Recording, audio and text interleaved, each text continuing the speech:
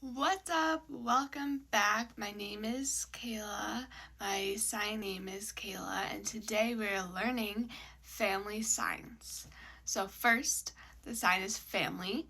So you take two F's, whatever your dominant hand is. Take two F's. It's like a circle. Sorry, I keep saying and do it together. Family.